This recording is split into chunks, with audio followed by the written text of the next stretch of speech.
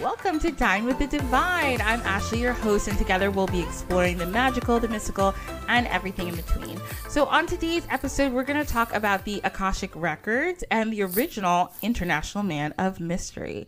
So thank you everybody for being here. I hope you're having a great week. And if you're not, I hope it's going to get better soon. So today we have a very fabulous guest. We have Terra Kenzie. She is a spiritual thought leader, oracle, soul purpose / business mentor, and initiatory guide for mystical women becoming modern day oracles and heart-based business leaders. She ignites and brings clarity to soul purpose and potential for this life by uncovering your unique blueprint to identify soul contracts and path of destiny through accessing the wisdom of their soul using the Akashic Records, and teaches them how they can do this for themselves and others. Terra provides mystical and practical guidance through transformational experiences and courses to help her clients and students amplify their spiritual gifts, build confidence, and feel empowered to believe in themselves and share their services and offerings with the world. She firmly believes with focus and devotion that anything is possible and dreams do come true. Yay! Hi, Terra. How are you? I'm doing wonderful, and I'm so excited to be here. Yay! I'm so excited to have you. Yes. So, I guess we'll start out where I start out with everybody pretty much. So, how did you get on this journey to doing all the amazing things you're doing now? Okay, the journey. So, in all honesty, I've been from very young connected into the spiritual realms. However, I believe it was about 2012, 2013 when things really shifted, or like the spiritual awakening, as we would call it, so to speak. So that's when things just started to shift more, where I guess accepted being more in tune to my environments, or came to a place of understanding that I don't need to block the things that you think or feel that other people might not necessarily understand. So just coming to a place of acceptance for self, coming to a place of acceptance for the gifts that I have, and then figuring out, or trying to figure out what it all means. Yeah. Oh, all of the questions. So I ended up working more primarily with not plant medicine, but aromatherapy. Okay. I was doing body work, and then that just opened me up to working with the realms of spirit even more. Wow. Being really in touch with who you are and like your body and everything like that. So that's really cool that you got to experience that. When did it turn for you that you realized like, wow, like I actually can do this and help other people do this? Because when I was just reading your bio, you do a lot of really interesting things. And it seems like you really help a lot of people, like you say in here, find their soul purpose and their potential. And when did you find that, wow, actually I can help other people do this? And what inspired you to do that?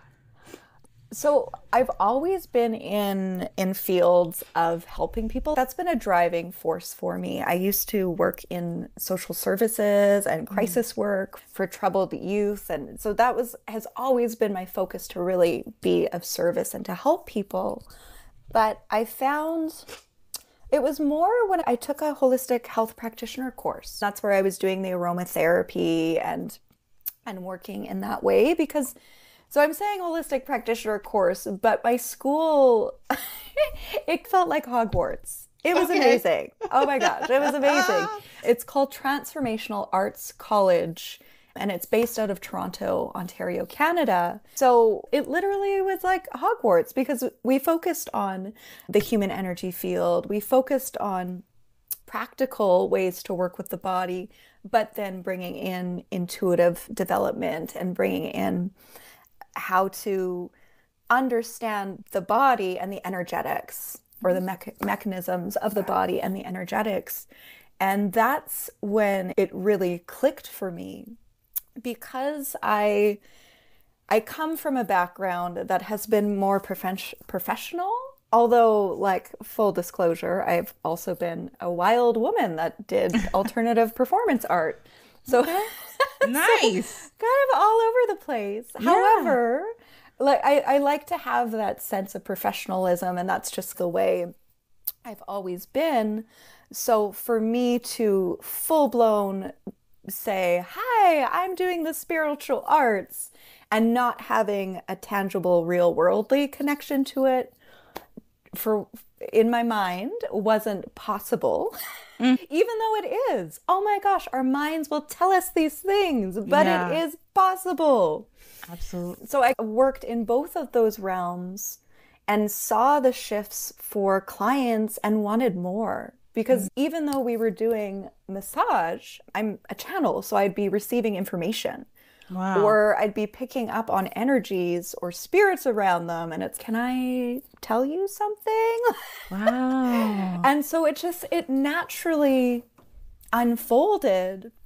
But then I wanted to know more. I wanted to understand, okay, so how does this work? How am I doing this? Once again, what does this all mean? I'm like, eternal student. I'm a seeker. I want to know how things are, even though I understand we don't always have to know beyond a shadow of a doubt how they work. Because spirit, you can't always.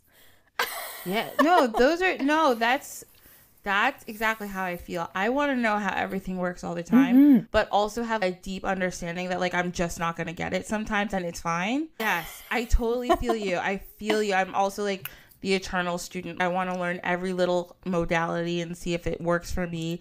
And then I want to understand why it works. But then you get to a point when you're understanding it and this part is just how it is. Oh, okay. You're like, I guess I'm going to shut up now and not ask any more questions. You're like, and it's but you think about that. And so it's really interesting that you were social worker. I don't know if you still do it, but I know a lot of people. A friend of mine, actually, shout out to Allison. She of New Lunar Light in Colts Neck, New Jersey. Go check out her store if you live here. She used to be a social worker, and now she owns her own metaphysical shop. There's a lot of people who do social work, especially I find, and end up in this, and it makes sense.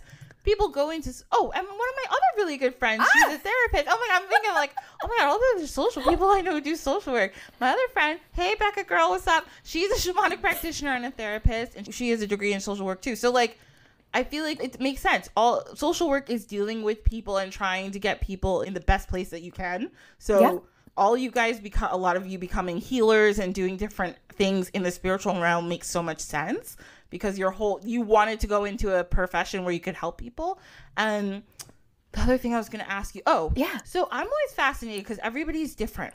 When you say you were like, and I don't know if your technique is the same now, but when you started, when you would be giving a massage, how would you feel when a message was coming through for you? How would you like feel? How would you know? Was there like a first time when you're like, what's happening? Yeah. What's that like for you? So I feel,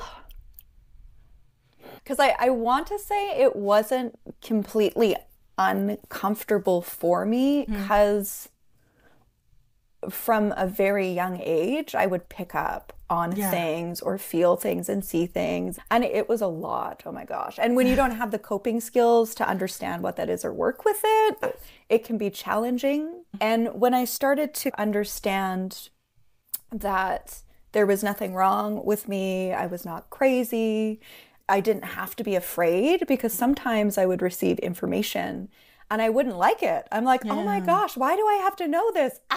And it was real. Yeah. And then you don't want to know.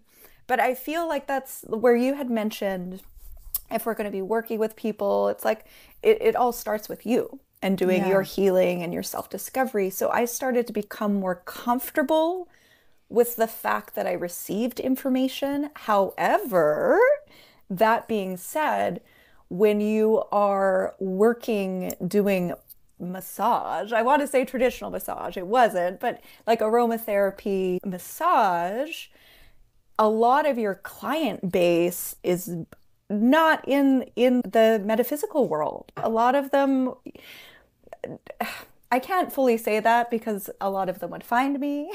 Yeah, yeah. And then you could be open, but that's not the norm. So Yeah. I did find not necessarily an uncomfortability of the information that was coming through or how to work with it.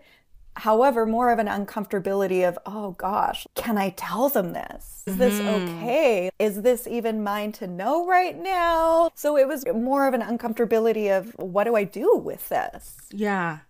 So I found, because it started happening a lot more, because once you open yourself up to the flow of spirit, it can't not be amplified. Yeah. Things will just flow more. And I started giving clients a little bit of a disclosure. Hey, I receive messages. Is it okay if I share with you when I receive one? And people generally would always say yes. Okay. Yeah. And then in time, the body work fell away because it was like my heart wasn't in it as much as it was before. And then I found the Akashic records and did such a deep dive within myself and became enamored by them. And then that was the path.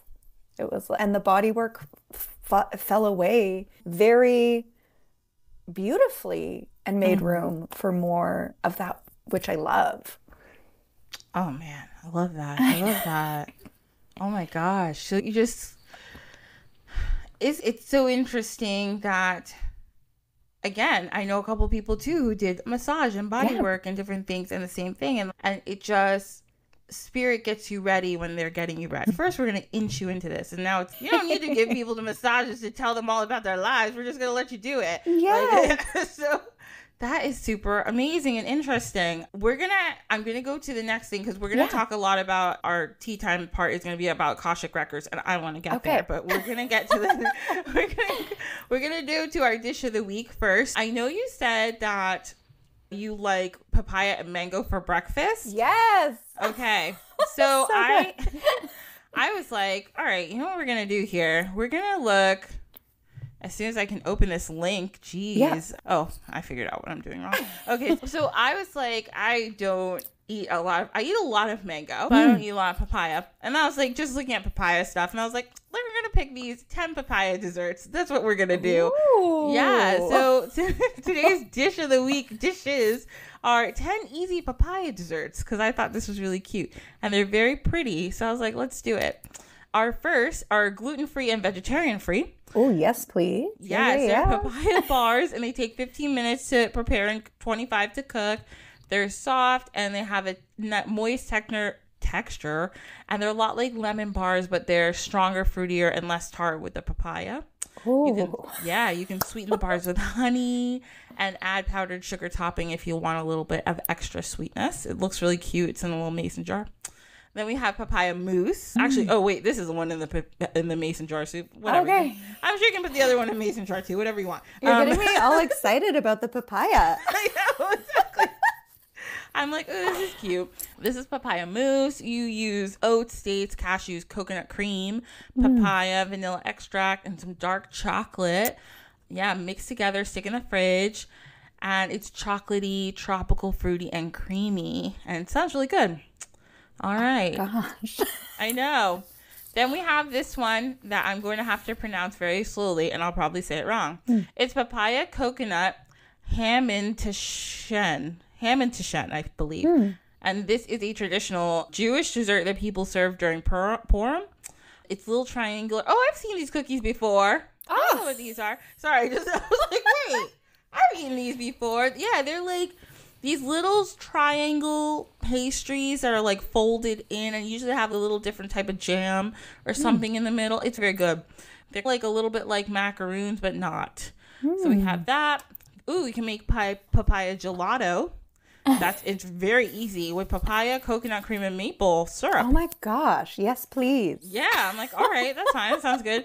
Papaya coconut crumbled tea cake. Nice. We've got papaya lime cheesecake. Okay, I'll try it. Can't promise I'll eat all of it. Brazilian papaya cream. And then we've got papaya halwa. Okay, cool. And this is... Is that the sesame paste? It's like, it looks like a little, like a jam kind of thing. Yeah, okay. I don't really understand. Okay. Even the person who wrote this blog said, I've never really considered cooking papayas until I found this recipe. Oh. And yeah, apparently, like, you mix it up. It's chunky. Okay, that's fine.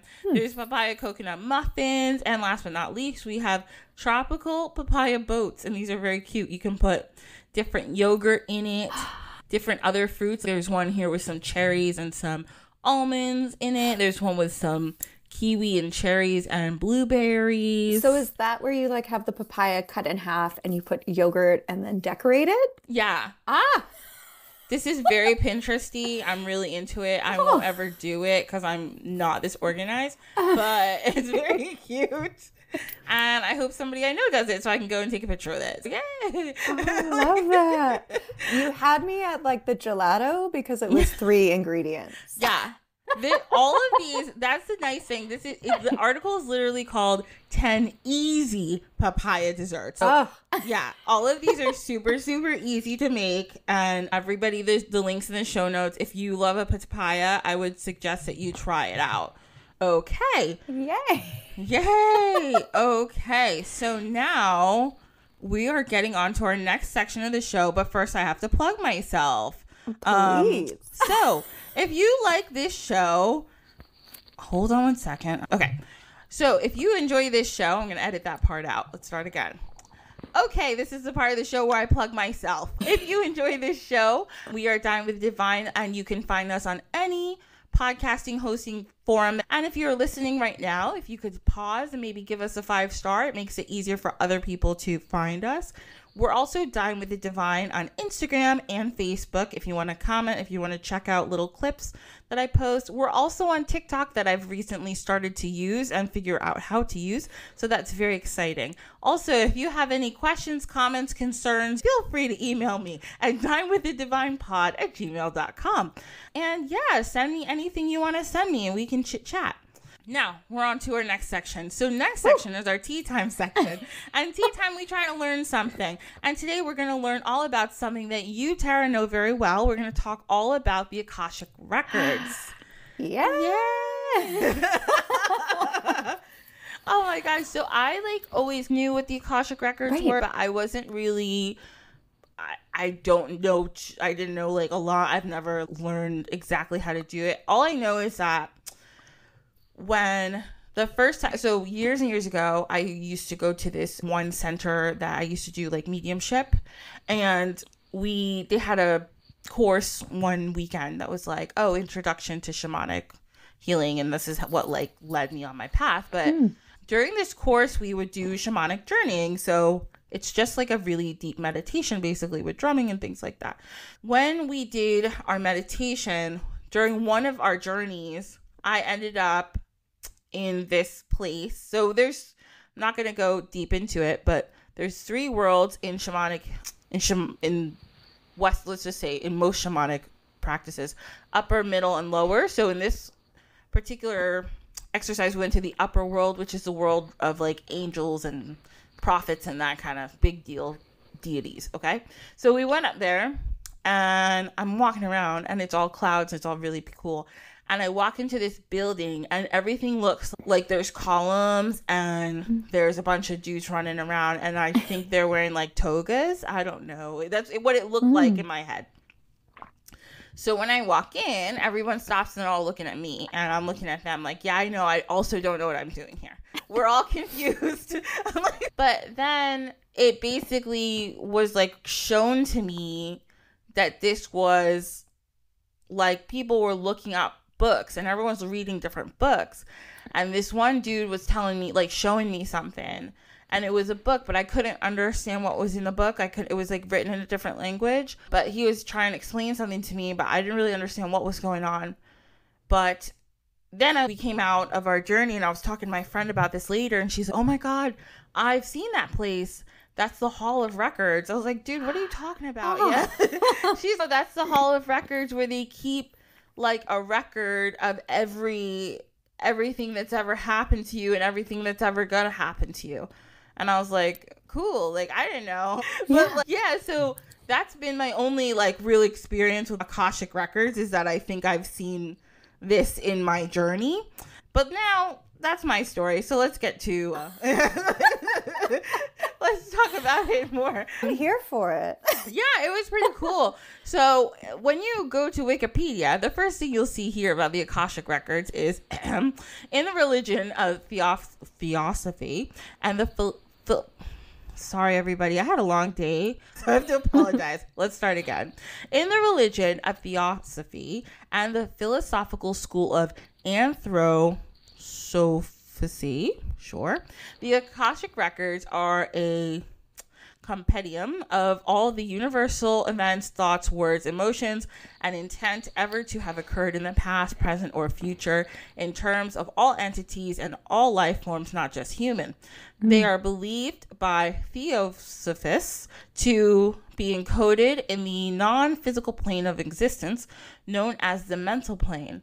Because it is believed that the records are encoded vibrationally into the inherent fabric of space, some have likened the mechanism as similar to how holograms are created.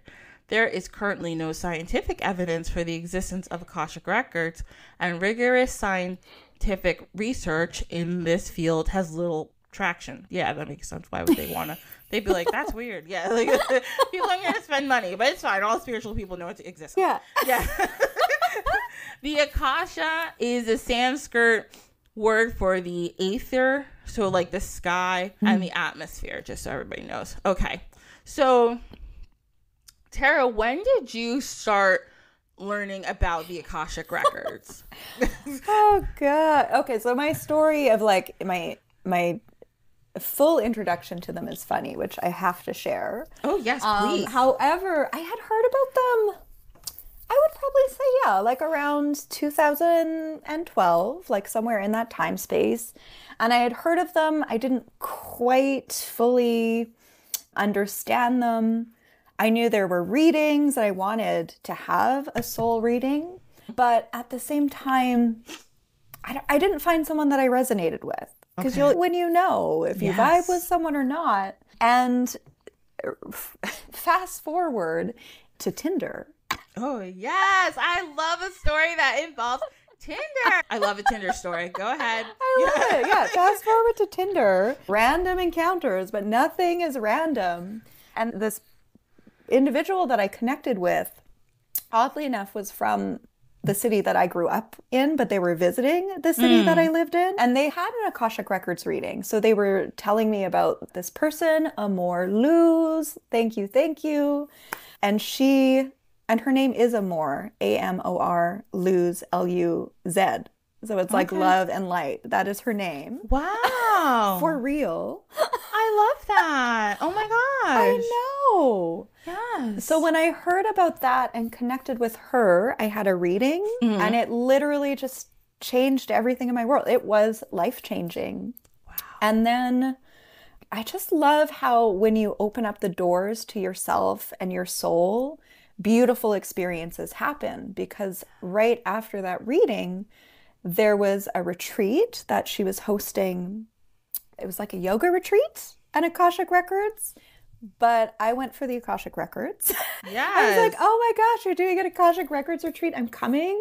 And I went to that, and it was probably one of the most profound experiences that I've ever had in terms of clearly receiving information, because this retreat was to learn how to work in your own records. So it was just like crystal clear information that I received for myself.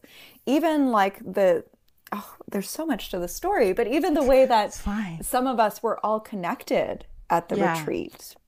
And it changed everything in my life, in my world, in the direction that I was going on so many levels.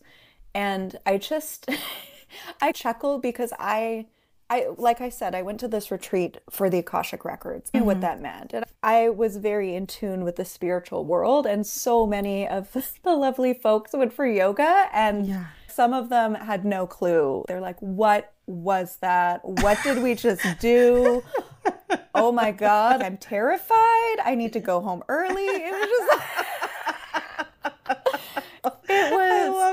real. It was like the best experience ever in my world. And for some people, not traumatic, but just like too much. Yeah. Like open the floodgates.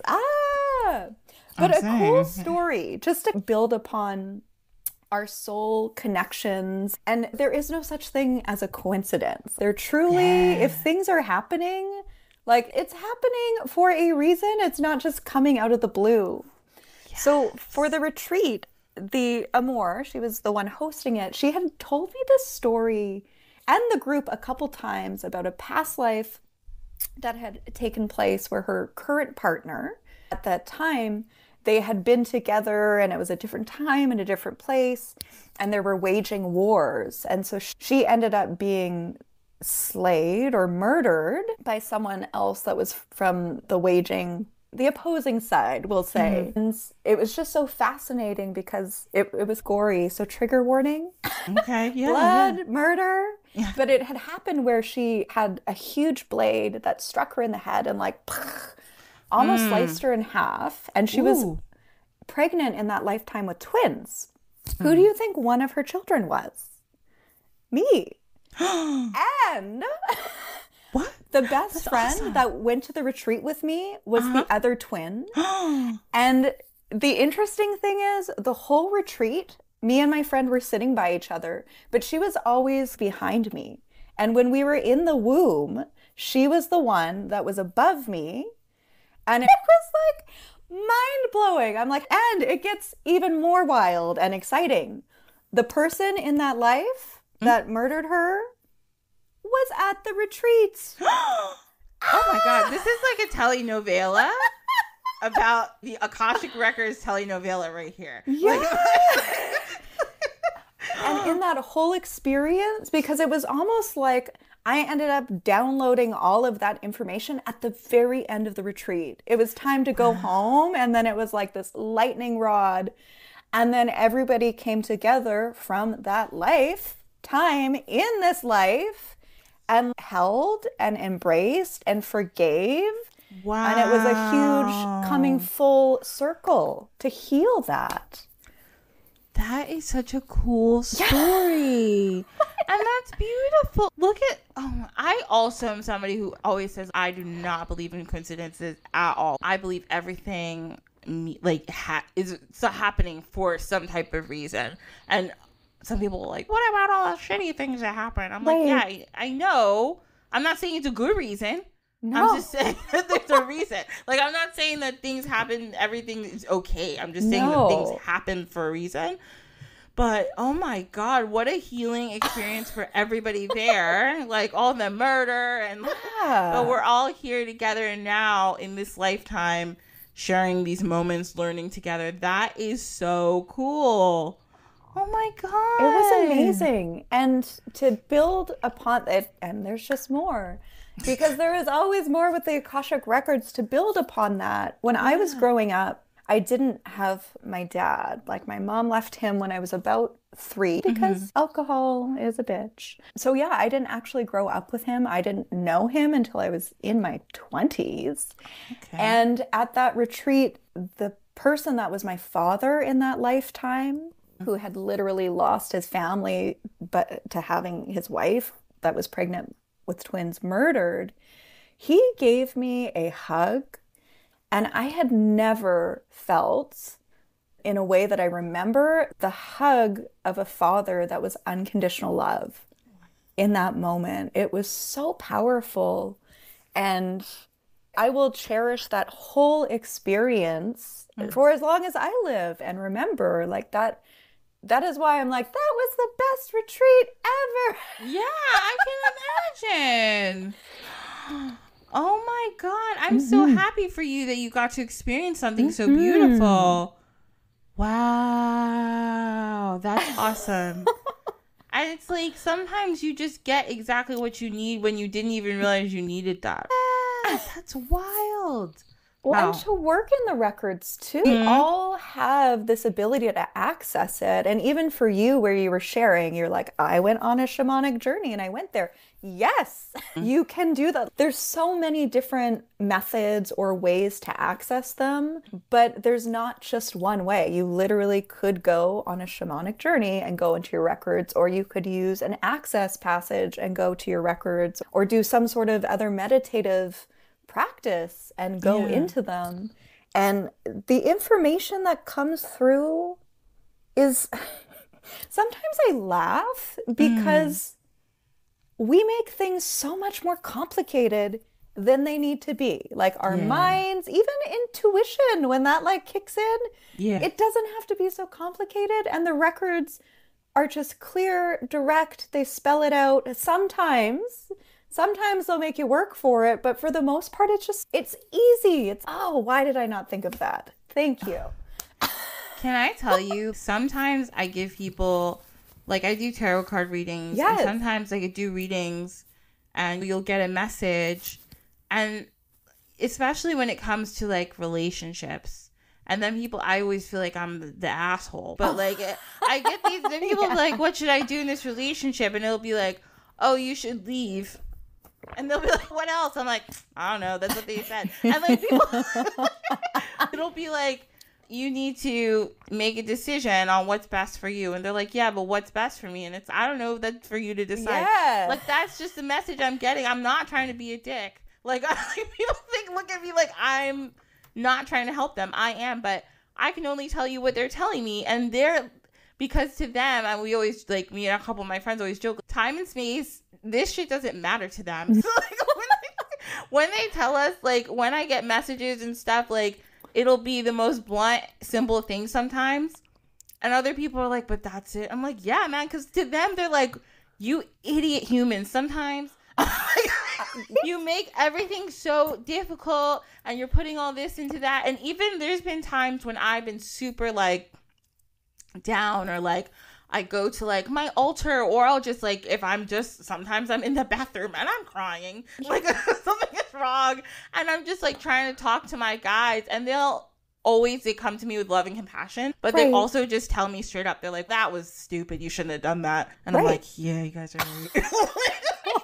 Now you are where you are. And I'm like, yeah, that's facts, sorry guys. They're like, we're gonna help you through it, but girl, get it together. I'm like, it's just true. And they're there all along. It's like they're trying to talk to you, and it's up to you if you listen.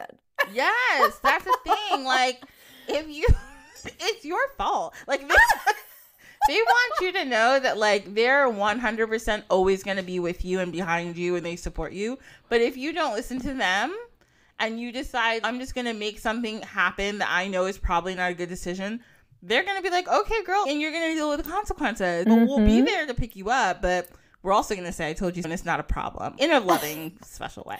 And could we also say this is not a threat? This is a promise? Yes. That's guaranteed. My guides are great at that. They're like, okay, watch. Let me let you go do what you think you're going to do. No problem. No problem.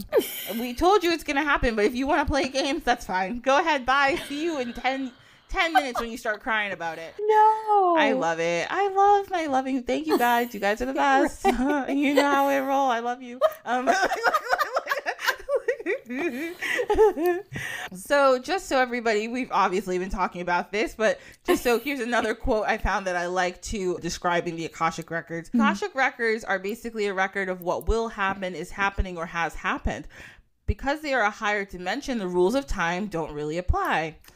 Time is a flat circle to the Akashic record. So the information from 2,000 years ago is as accessible as what happened to you yesterday. And what happened to you yesterday is as available as what could happen to you if you stay in the same destiny trajectory in 10 years. Ooh. Yeah, so I think it's interesting because people have this argument, right? I've heard people talk about Akashic records, but then they'll talk about, yeah, but I don't believe in fate, which is like fair. I don't really I believe in fate in a weird way. How do you think about that? So I do believe that there is fate and there is destiny, and at the same time, we're creating that too. Yeah. So things can shift.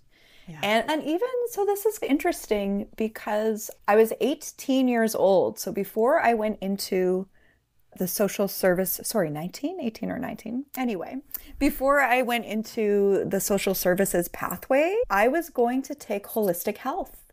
I was already registered at college to do the child and youth program.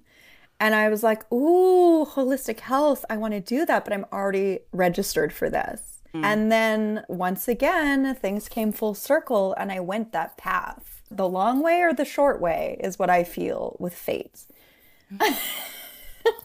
Yeah, no, I like that. I feel a similar way because I feel like people like, okay, just like a lot of things in the spiritual realm, most things aren't black and white because, again, it's not a science. Yeah, I know that. So I do think that there's a lot of things that are in the gray, and there's a lot of things that are way bigger than human understanding. So I do also believe the way you're saying it. So you were going to start out with something, you ended up something else, but look, it went around robin, but you ended up in the same kind of place.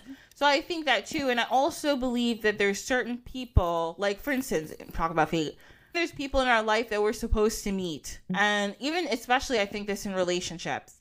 I think that we all get into relationships, and I can think of now being far removed from some of those relationships that I know why I was in that, why I met this person. Even if it wasn't a good situation necessarily, I can understand why we were in a romantic relationship or friends or whatever.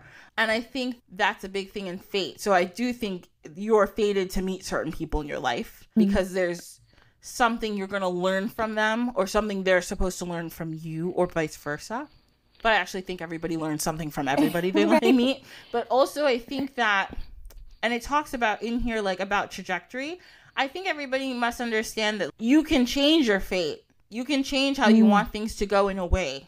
Like, I do think there's like a little bit of a predetermined, like these are the 7 like the ways. Blueprint. Yeah, there's a blueprint. But like these are the 7 ways this might go. But it's up to you on how you want it to go. Yes. Yeah, you don't have to. Everything is not going to necessarily end up with you. Oh, I used to be a bit of a Debbie Downer. I used to be like, everything bad happens to me. It's because that's all I was talking about ever. Like, I would never think that. Oh, ever. I used to be. Oh my God, I used to be the eternal victim. I always say before I like really started my spiritual path, I was the eternal martyr and the eternal victim. Like it took me so long and so much healing to realize that like a lot of my trauma, I was just continuing to perpetuate it for the rest of my life because I wouldn't come out of a state of victimhood. Like I was like, everything happened to me. Like it's just like how I was gonna live my life forever. But like I realized, wow, I don't have to live like this. I could like just try to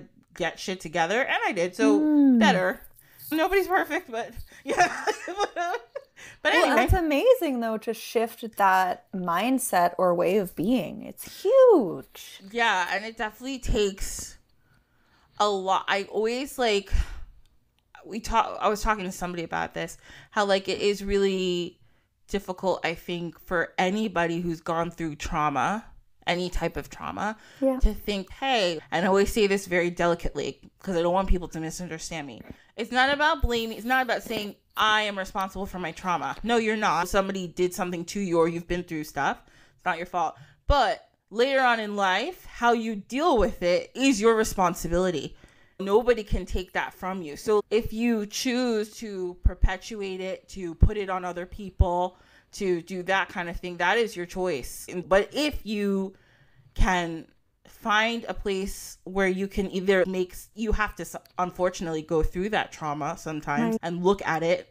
Speaking of Akashic records, this is sometimes that's something that could probably help. But you have to actually go through those traumas and be like, what happened? I have to acknowledge what happened so I can somehow either heal it or make peace with the fact that this is just how it is. And it sucks. It's really shitty. Like, I want to emphasize that. Yes, let's all understand that this sucks. Yeah. Like, moving through your trauma is the shittiest part, but like when you come out the other side and you're like, okay, I've made peace with this thing that happened to me, or I'm going to move on from it, it's when you're like, okay, I can live my life now. Because you're not giving your energy to that thing anymore. You're not feeding it. When you perpetuate it and you're just like, this is what happened to me, and blah, you're just feeding that monster. And once you're able to kind of, and I hate saying let go, because you're never going to be healed. You're never going to let go of what happened to you, but you can move forward. You can keep going from it. Yeah. Anyway, that's my rant about that. Let me shut up. I'm going to move on. It's so true, though. Like, with all things, like any sort of healing or spiritual development or life. Oh my gosh. Life in general. Awareness is key for everything. Because once you see, then you know, and then you can choose. Do I move forward or do I stay in the muck? But at least you gotta know what you're gonna walk through if you're gonna walk through it, you know. And I see this a lot, and it happens a lot with, like, I work with a lot of people who are dealing with grief. The only way, unfortunately, to get to the other side of grief is by feeling all of your feelings. It sucks. Like, you feel the fuck out of your feelings for as long as you need to. Take your time, but when you come out the other side, you're like, ooh, girl, okay, I'm always going to maybe feel this sadness, or I'm always going to feel this whatever, but I'm also realizing that I can move on at some point. Like, I can move through it, and this will always be something in my life that has affected me, but I'm going to keep going and do other things and have other experiences. It sucks. It's really hard, but there's a lot of people out here doing it. So if you're doing that, I'm proud of you. Good job. Yes. And if you're, yes. And if you're at the beginning of your journey, you're like, I can't even think about moving through anything. That's okay. Take your time. It's hard. Don't worry. Just take your time to move through that. Sorry, I went on a full rant. I love the rant. Oh my God. Because it's so important. And it's stuff that isn't talked about all the time. It's, yes, you're on a spiritual path. Everything's amazing. Yeah. Fuck no. Oh, I wish, but no. I love it. Like, I see all these, like, funny memes about people, like, what I thought my spiritual journey, and they're, like, walking through, like, a mountain and beautiful freaking kimonos, and then they're, like, what it is, and they're, like, in a dumpster fire. It's, that's what it basically, that's the story. Yeah. But worth it. The dumpster fire's worth it. So worth it. You're going to get a couple buckets of water. It's going to take you a while to put the fire out. But it's fine. You're going to look like shit. But when you come out the other side, you're going to be fine. Don't worry. That is so hilarious. It's just the truth. Thank you, Terra, for perpetuating truth. I love you. You're doing great. So one other thing before I go to our story time. So the other thing about the records is you can use them as a resource whenever you need answers. So it's something where you can ask the records whatever you need, and you can go to somebody like Terra who can help you access the records. But I know, Terra, you also have a program where you help people do it for themselves. So it's something that everybody can do, right? Yes. Okay. And that's honestly my favorite thing. I love doing the one-on-one sessions or group readings. However, the thing that I get so excited about is sharing with people how they can do it. You can do it. You don't need a middleman. Like, you could, but you have the ability. And so I'm always advocating for allowing yourself to receive the gifts that you have and using them. Yes. Yeah.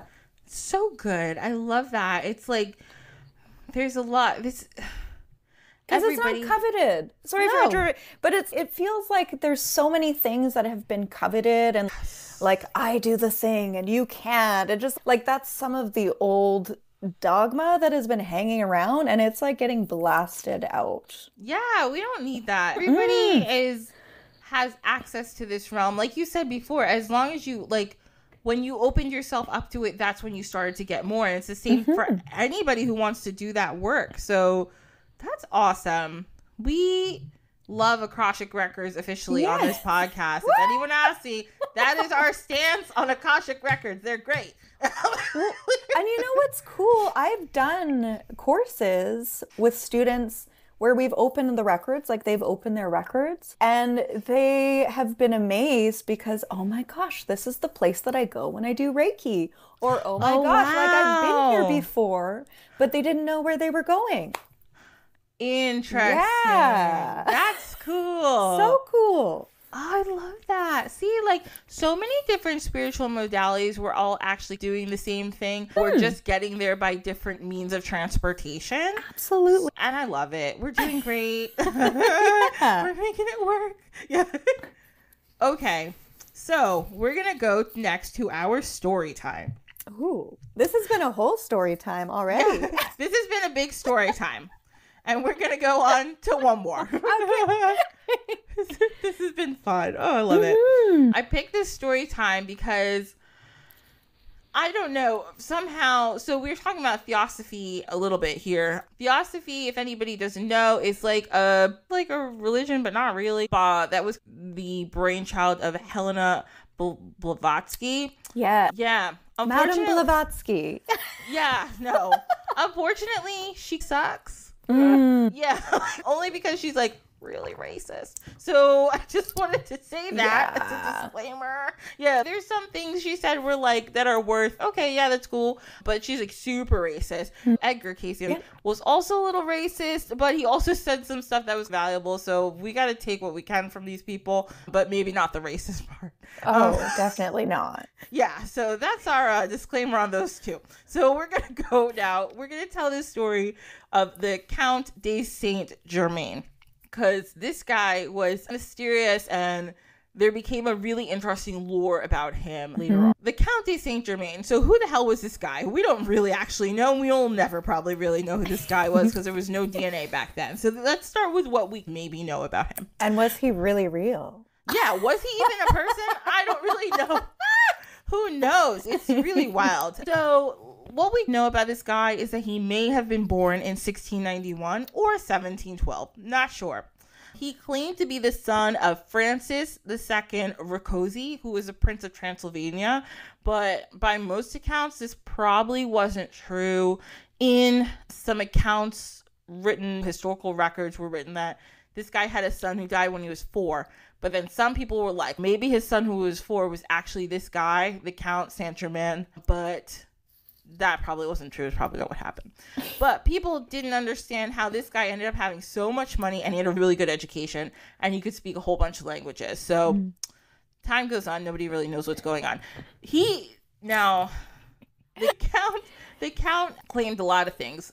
Again, we don't know what was true, what wasn't, but he said he was supposedly educated in Italy by the last of the Medicis, and the Medicis are like a big deal in the Renaissance era. They were like basically the Kardashians of the time. Everybody knew who they were. I love that analogy. Oh, yeah. Yeah, Catherine Medici was basically a mom, and she was Kris Kardashian. So she, like, directed shit. Like, she was up there. So by the last of the Medicis, Gian Gladstone, who was allegedly his mother's brother-in-law, we don't know what's true again, and he said he was a student at the University of Siena. Throughout his life, he deliberately spun a confusing web to conceal his name and actual origins. And the other problem was this dude used mad names, and we'll tell you in a second. He used all sorts of different names and aliases, so we don't know what's happening. So this one guy, apparently, the Marquis de Croquet, he said that the Count was an Alsatian Jew, which is like a Jewish person from Alsace-Lorraine. That area, I think, is between France and Germany. They're like the oldest Jewish people in Europe. So they said, some people said he was from there. Some people said his real name was Simon Wolf, and he was born in Strasbourg.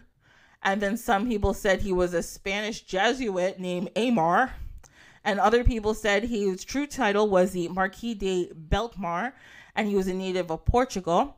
Some people say he was actually the son of an Italian princess, and he was born in San Germano in Savoy in the year 1710, and his dad was a tax collector named Rotundo. So as you see, everybody said random stuff about this guy. Nobody actually knew who he was. He actually also used the titles Marquis de Montferrat, Comte Bellemare, Chevrolet,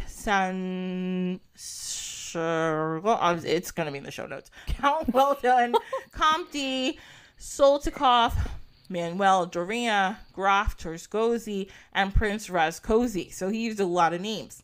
So now, in the 1740s, he started showing up in all these different courts around Europe. He was actually a really skilled musician and violinist and pianist. So he actually went into all these courts. He would play the violin. And he was also super rich and well-spoken. So it was really easy for him to get in. So in 1745, there's this guy. His name's Horace Walpole. He's an English writer. And he actually mentions the Count because the Count was arrested for suspicion of espionage. Because the English police were like, who the hell are you? Yeah. Why are you just walking around here? We would tell people.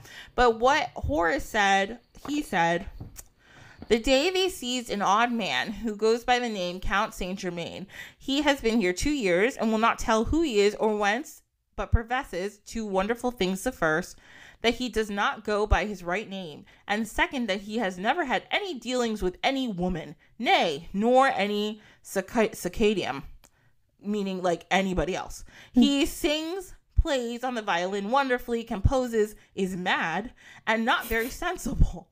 He is called an Italian, a Spaniard, a Pole, somebody that married a great fortune in Mexico and ran away with her jewels to Constantinople, a priest, a fiddler, a vast nobleman. The Prince of Wales has an unsatiated curiosity with him, but in vain. However, nothing has been made out against him. He is released, and what convinces me that he is not a gentleman stays here.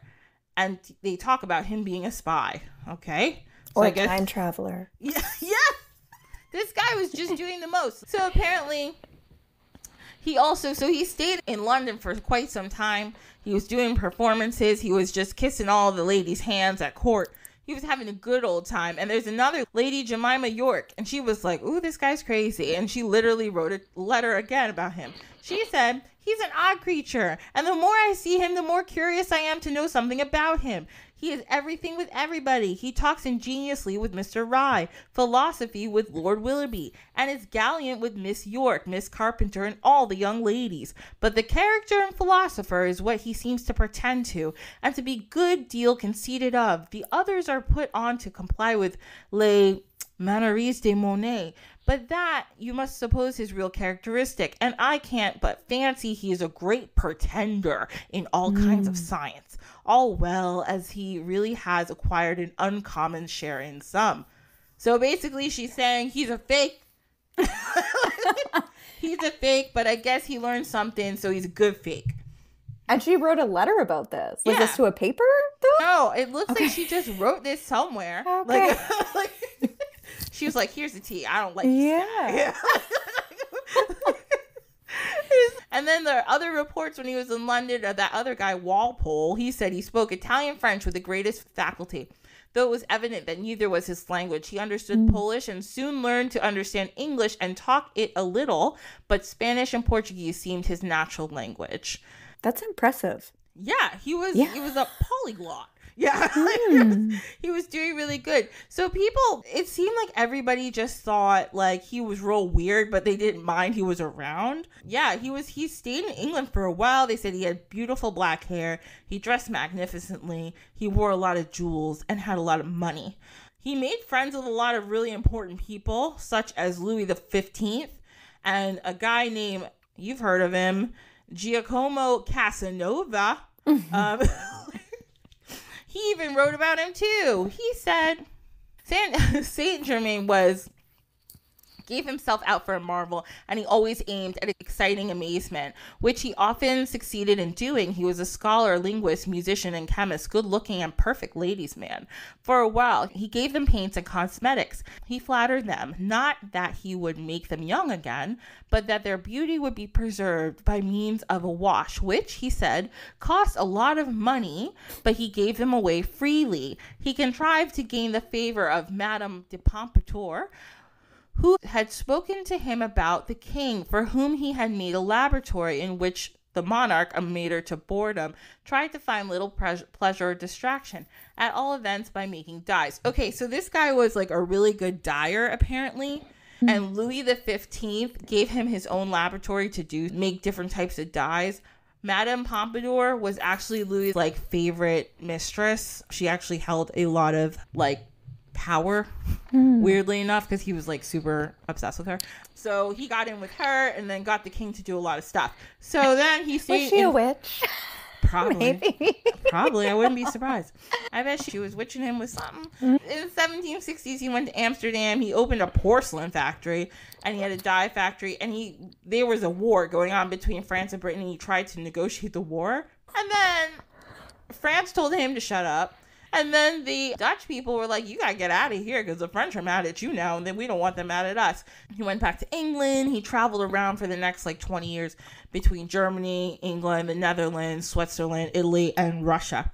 So then in 1779, he went to Altona in Schleswig, which I think is in modern day Germany.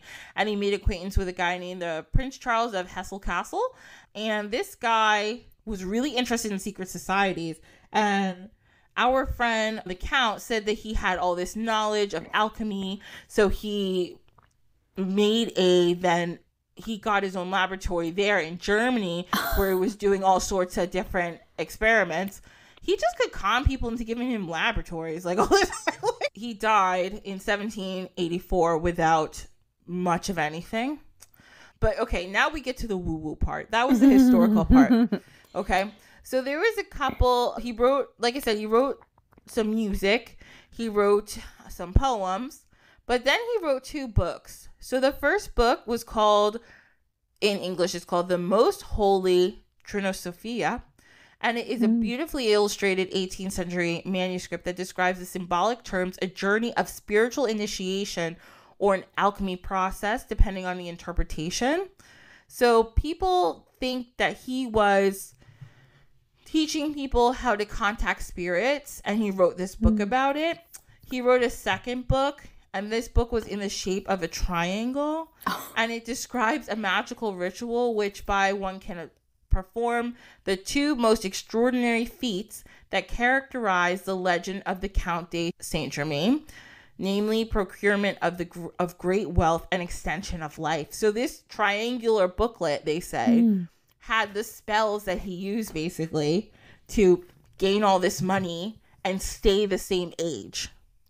Because that was another thing people tended to say. He never looked older, and it was weird. And people were like, aren't you supposed to be old by now? He just wasn't.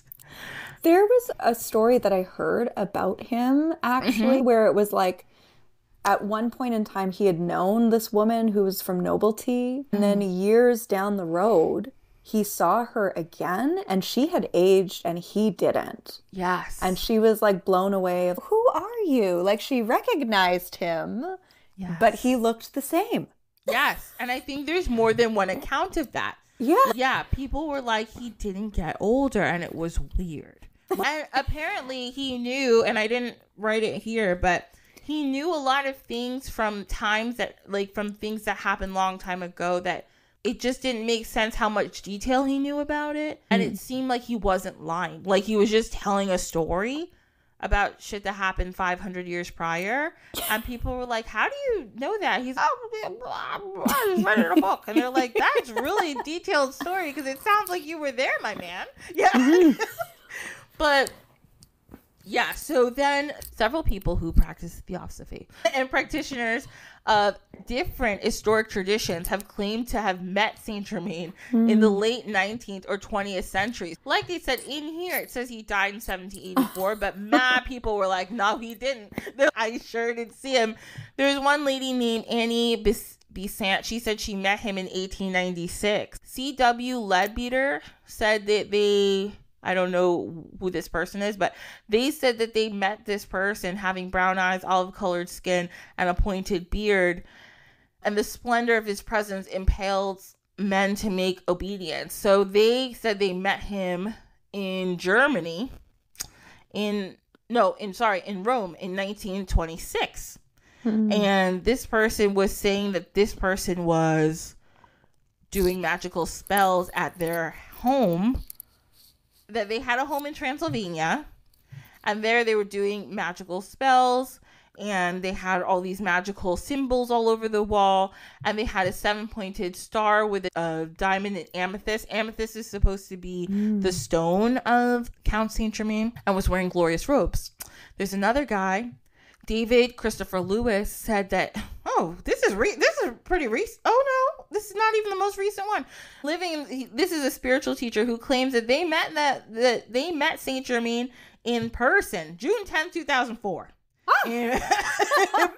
In Paradise Valley, Montana. Okay. And apparently more times. This other guy, David Naranzi, living Czech music composer, claims that he met him in May 23rd, 2014. Damn. Man, people said they met him. Yeah. Somebody says they met him on Mount Shasta, August 1930. Cool. You know what's crazy? As you're telling this story, I have a woman, I love and adore her, and we work together, and she swears that she met Saint Germain on Mount Shasta. This was like in the 90s. Look, he be there apparently. Yeah. He hangs out there because a bunch of people, there's somebody else who said they met Mount Shasta. So there's somebody else here who said they met him in Mount Shasta. And there's a couple people said that, he's just hanging out on Mount Shasta, and sometimes he's in Slovakia and sometimes he's in Germany. So he gets around. Yeah, in 2011, he was in the mountains of Slovakia. So that's cool. So anyway, the other thing about him is many groups honor him as a supernatural being and call him a master of ancient wisdom or an ascended master. Apparently has a lot of beautiful magical teachings, such as the ability to teleport, how to levitate, walk through walls, and inspire people by telepathy. Like I said before, he's usually associated with the color violet, amethyst, and the Maltese cross rendered in violet.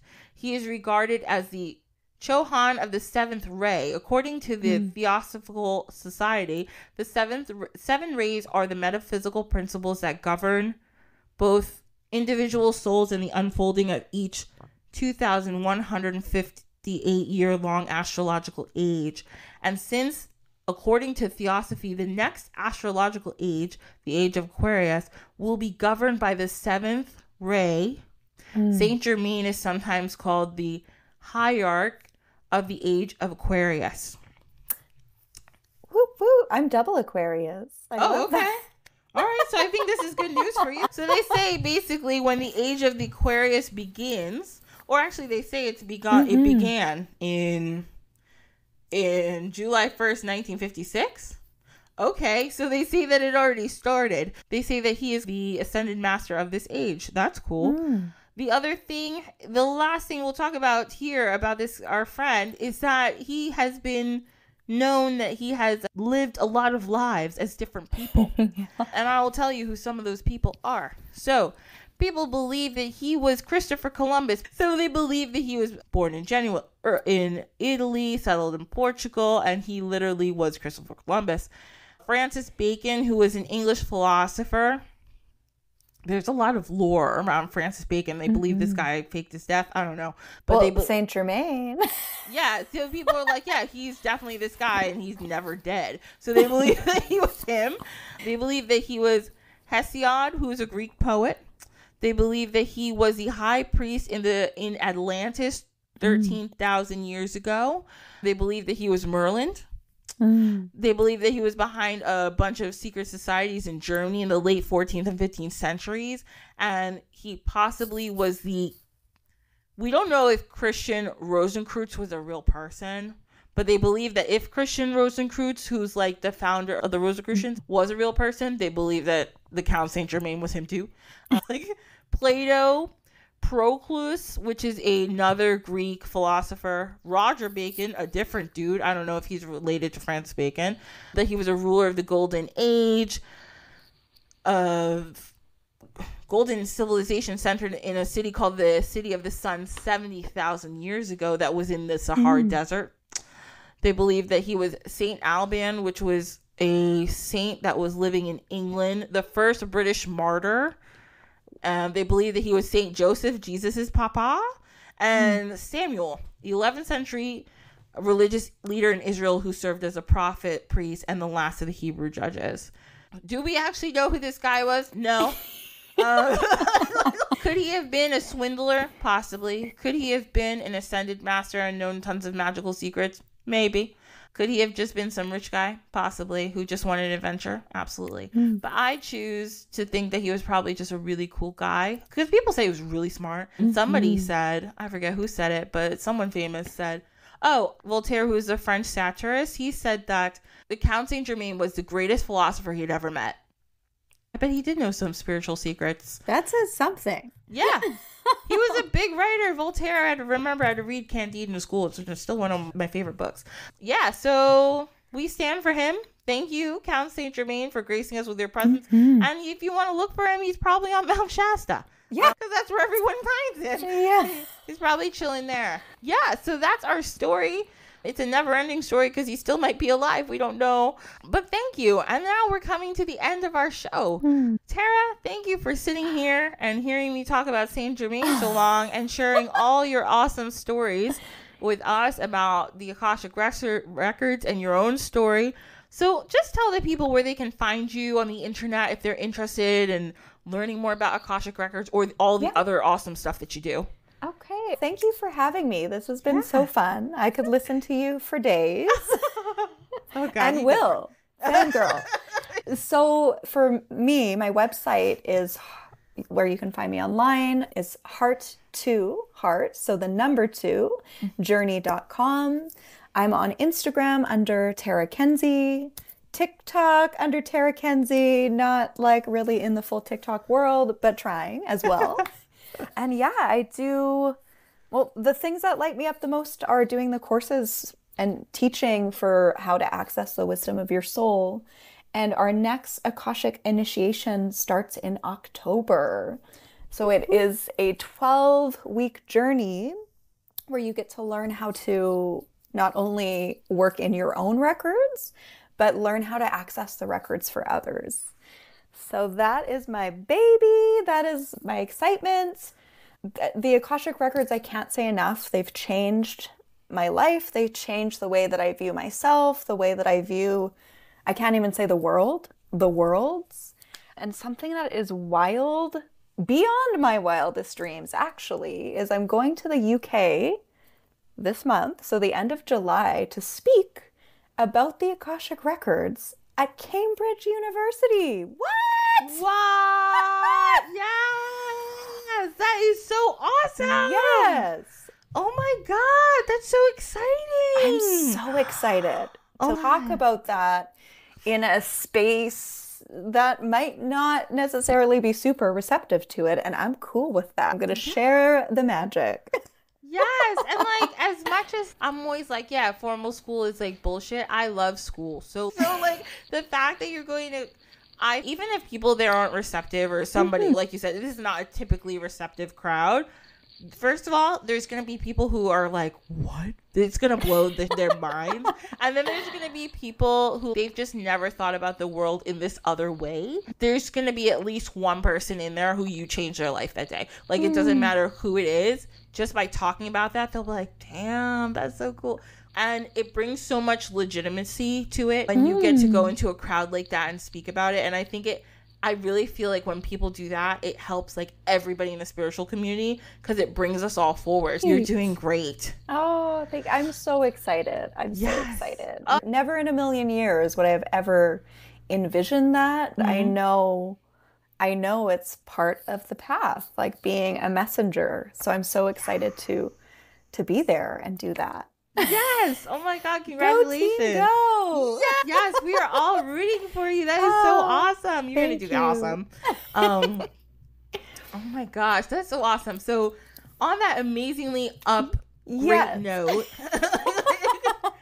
all of Terra's links are going to be in the show notes. So if you guys want to check her out, if you want to check out her Akashic Records course and anything she does, everything is going to be there. You can look at everything she does. You can follow her and all that good stuff. And this is the end of the show. So you guys, I'm just going to remind you what you're listening to. This is Dine with the Divine. And again, give us a rating if you like us, 5 stars if you really like us. And Like us on Facebook, on Instagram, on TikTok. And again, if you have any questions, comments, concerns, feel free to email me at dinewiththedivine.pod.